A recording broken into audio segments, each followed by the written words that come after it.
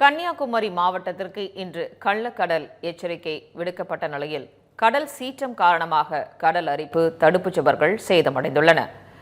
மீனவ கிராமங்களில் கடலில் புகும் அபாயம் உள்ளதால் உடனடியாக நடவடிக்கை எடுக்க தமிழக அரசுக்கு மீனவர்கள் கோரிக்கை விடுத்துள்ளனர்.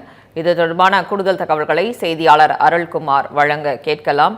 அருள்குமார், இது தொடர்பான முழு விவரங்கள் என்ன? வணக்கம் சங்கீதா. அதாவது கன்னியாகுமரி மாவட்டத்திற்கு இந்திய கடல்சார் சேவை மையம் இன்று கள்ளக்கடல் எச்சரிக்கை விடுக்கப்பட்டிருக்கிறது. அதன்படி ஆரோக்கியபுரம் முதல் நீரோடி வரை உள்ள குமரி மாவட்ட கடல் பகுதிகளில் 16 வினாடிக்கு ஒரு முறை 1.5 மீட்டர் உயரத்திற்கு மேல் பேரலை எழுந்து கள்ளக்கடல் உருவாகும் என்பதால் மீனவர்கள் எச்சரிக்கையாக இருக்க அறிவுரை வழங்கப்பட்டிருக்கிறது. இதனால் சுற்றுலா பயணிகள் கடலில் இறங்க வேண்டாம் என்றும் நீர் விளையாட்டுகளை கடலில் தடை செய்யவும் இந்திய கடல்சார் சேவை மையம் வலியுறுத்தியுள்ளது. கள்ளக்கடல் எச்சரிக்கை என்பது திடீரென அமைதியாக காணப்படும் கடல் திடீரென பேரலை எழும்பி ஆக்ரோஷமாகும். ஆகவே இதை கள்ளக்கடல் என்று அழைக்கப்படுகிறது.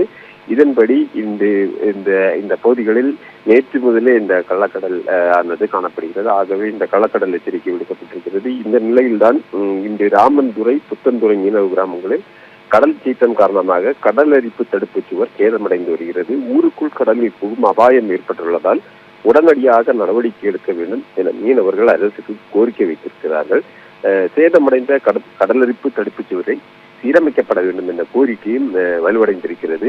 ஜூன், ஜூலை மாதங்களில் கடல் சீற்றம் என்பது அதிகமாக காணப்படும். தற்போது இங்கு கடல் சீற்றம் காரணமாக கடலரிப்பு தடுப்பு சுவர் சேதமடைந்திருப்பதால் ஜூன், ஜூலை மாதங்களில் மிகவும் பாதிப்பு ஏற்படும் அபாயம் இருப்பதால் போர்க்கால அடிப்படையில் நடவடிக்கை எடுக்கப்பட வேண்டும் என்ற கோரிக்கையானது மீனவர்கள் மத்தியில் எழுந்திருக்கிறது.